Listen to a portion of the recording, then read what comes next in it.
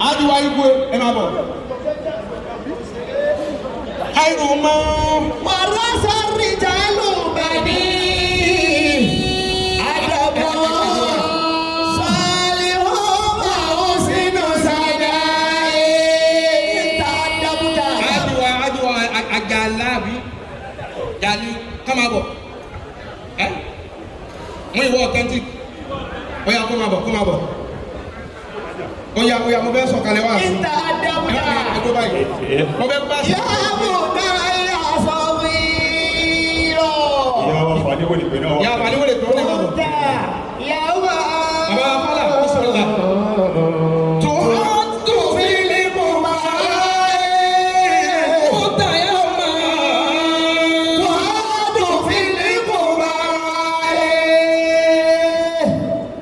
Agalaga ni gba mo lo bi kan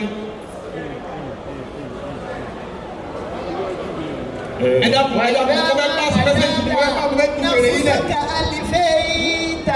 eda ko adu abasuma e ma bo fi zumratil gaugai adi malaika atibul qadimi ikana ratiba eda ko ise wa so ni eda wọ́n ní kí sọ́yẹ́ ìlú náà máa bọ̀. Yá bí sáwáì. Gbogbo ẹni tó náà bá sẹ́kù lára rẹ̀ kó pariwo náà pé Allahu Akbar. Allahu Akbar. Sọ́yẹ́rì àti mọ́fìrè ẹ̀yin dà ẹ máa bọ̀. Óyá. O fẹ́ pàṣẹ mẹ́sẹ̀gì. 2020 àbí àbẹ̀wò ni mo lọ pé 220. 220.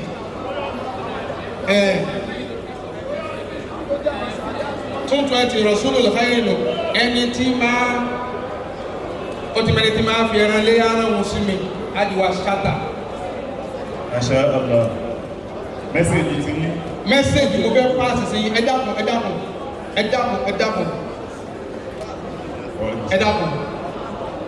Mo fẹ́ pàṣẹ mẹ́sẹ̀jì. Ìtọ́jú ẹni káàdì Pasuma ọgbọ́ ta ni pé àwọn náà máa ṣe fíìmù. Bẹ́ẹ̀ni. Ẹ má bínú, á ṣì yí mọ́ wọn. Á ní kọ̀ǹkó. Bí o ṣe ní gbogbo gbà. Èmi lè bá sọ̀rọ̀ lórí fóònù. Màlẹ́kà ń bọ̀, màlẹ́kà ti bọ̀. Mo fẹ́ pàṣẹ mẹ́sẹ̀jì kí n ju fèrè yín lẹ̀. Àwọn afọ àwọn àgbà Sheikh Ahmed Al-Fulani. Wí dáadáa.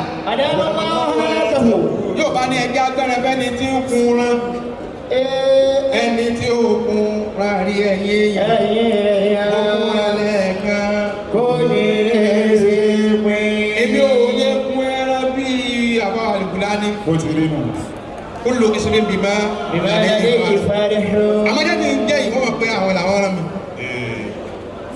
Abẹ́ sọ fèrè yí kalẹ̀. Àwọn oní tí àwọn ní báyìí táì jẹ́ aṣojú àwọn táwọn ti kiri ìwà jẹ́ bọ́ báyìí ó sì kẹ́ bọ́ báyìí àwọn ọmọ kúrú yìí ga Àkàrà ọmọkùnrin ọmọ. ní bọ́ báyìí náà àbí ń bọ́ síbi tí ó dá báyìí. Ìmọ̀ ti gbé yí gàṣà. Gbogbo ẹni tó lọ ń bá ṣẹ́kù lára rẹ̀ tó bá sọ pé la ilaha illallah. Wallahi ìgbọ́lọ́wọ́ tá à ń wí àdúrà láti kásẹ̀ rẹ̀ lẹ̀ ẹ̀kọ́ orúkọ Ọlọ́run tí wọ́n ń pè ní ismu zati. Ọlọ́run ní káwọn mọ̀lẹ́kọ̀ ọmọ kí wọ́n ṣí gàgá fún wọn fi àbọ̀lábí gbogbo ń tà ṣe yìí ni ó máa rí o. Kò sí iye owó tẹ ẹ lé níbi ipò wúlò fún mọ́. Oúnjẹ ò wúlò fún mọ́.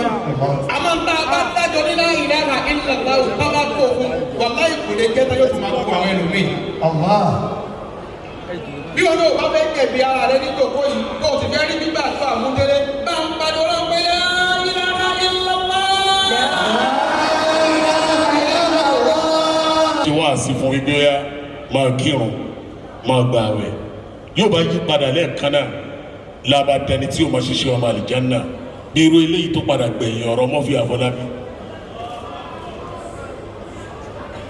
Abẹ́ nínú àánú ẹ̀ ẹnìkan ò lè fọwọ́sọ̀yà ìgbé iṣẹ́ tó ń ṣe yóò gbé wà àlìjánnà àbí tó bá pàdé àánú Ọlọ́run.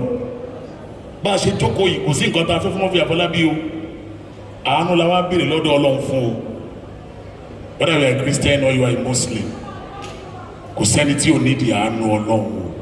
Báwa tá à ń bẹ láyé ṣe nídìí àánú Ọlọ́run, bẹ́ẹ̀ lẹni tó kú náà nídìí àánú Ọlọ́run.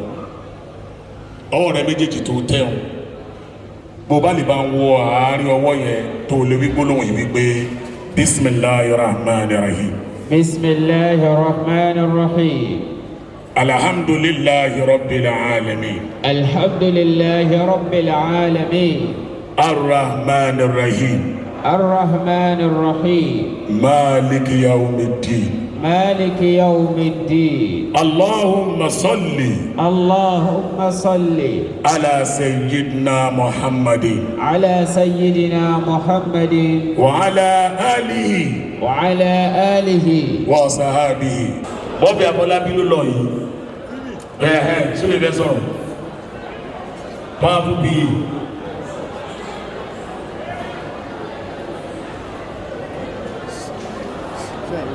Bismillah.